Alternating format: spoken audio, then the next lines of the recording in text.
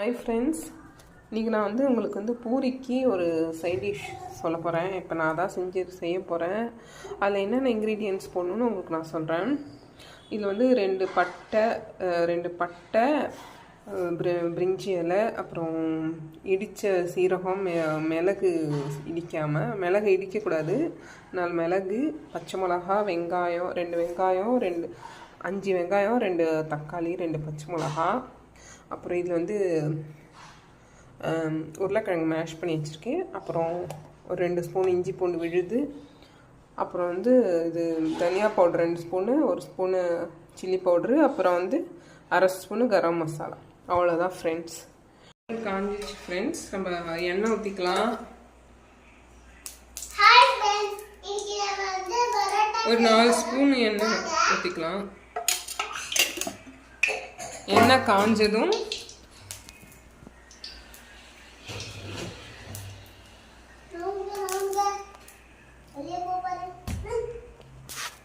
இந்த மிளகு ஜீரகம் போட்டுக்கலாம். மிளகு ஜீரகம், அப்புறம் இந்த பட்டை இதெல்லாம் போட்டு நல்லா வறுத்துக்கணும்.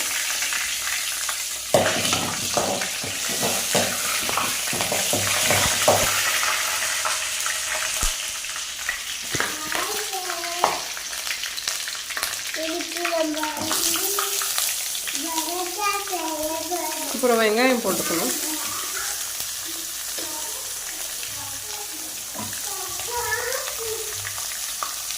அப்புறம் வெங்காயம் நல்லா போட்டு வெங்காயத்தை நல்லா வதக்கணும்.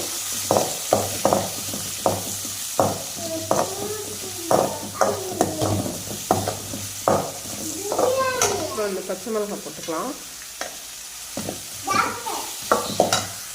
இந்த தேவைக்கேற்ப உப்பு போட்டுட்டு, நான் உருளைக்கிழங்கு ஆல்ரெடி உப்பு போட்டுருக்கேன், அதனால கொஞ்சம் கம்மியாகவே போட்டுக்கலாம். அப்புறம் இந்த தக்காளி எடுத்து போட்டுக்கலாம்.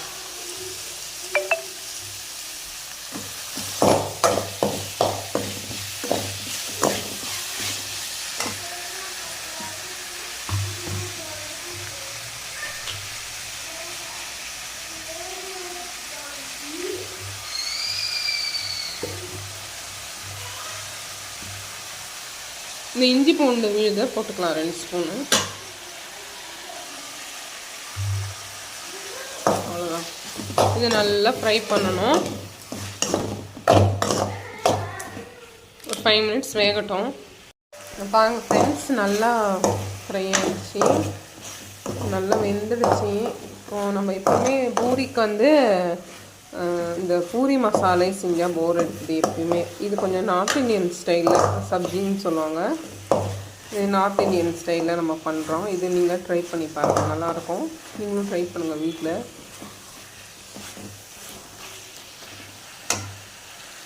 இது நல்லா வெந்துடுச்சு. இப்போ நம்ம இதில் என்னென்ன போட போகிறோன்னா, 1/2 டீஸ்பூன் மஞ்சத்தூள், 1/2 டீஸ்பூன் கரம் மசாலா, 2 டீஸ்பூன் தனியா பவுடர், 1 டீஸ்பூன் இது சில்லி பவுடர் போட போகிறேன்.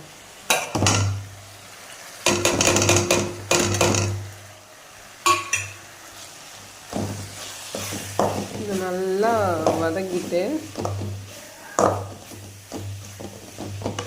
இதில் நம்ம இப்போ தண்ணி ஊற்றிக்கணும். கொஞ்சம் நல்லா வதங்கினோடனே ஒரு டம்ளர் தண்ணி ஆட் பண்ணிக்கலாம். நமக்கு ஏற்ற எவ்வளோ கிரேவி வேணுமோ அந்த அளவுக்கு நம்ம தண்ணி ஆட் பண்ணிக்கலாம்.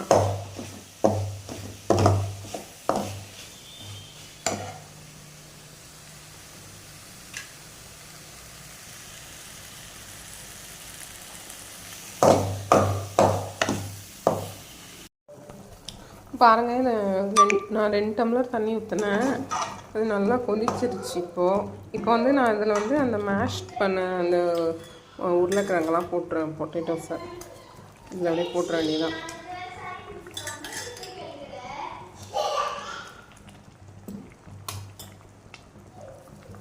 இது போட்டுட்டு கொஞ்ச நேரம் ஒரு 5 மினிட்ஸ் நீங்கள் பாயில் பண்ணிவிட்டு கொதிக்க வச்சுட்டு, கொஞ்சம் நல்லா கொதிச்சோடனே அதை லாஸ்ட்டாக கொத்தமல்லி தூவி இறக்கிடலாம். அவ்வளோதான்.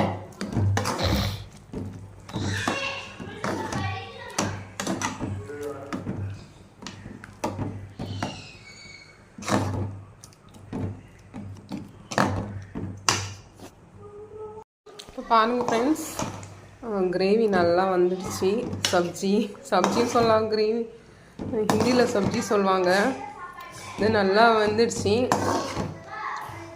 இப்போ இதில் வந்து லாஸ்ட்டாக மேலே வந்து கொத்தமல்லியை தூவி, அவ்வளோதான். கொத்தமல்லியை தூவி நம்ம ஸ்டவ் ஆஃப் பண்ணிடலாம். அவ்வளோதான், கிரேவி ரெடி. நீங்களும் ட்ரை பண்ணி எப்படி இருக்குன்னு சொல்லுங்கள் வீட்டில். அடுப்பை ஆஃப் பண்ணிடலாம், அவ்வளோதான்.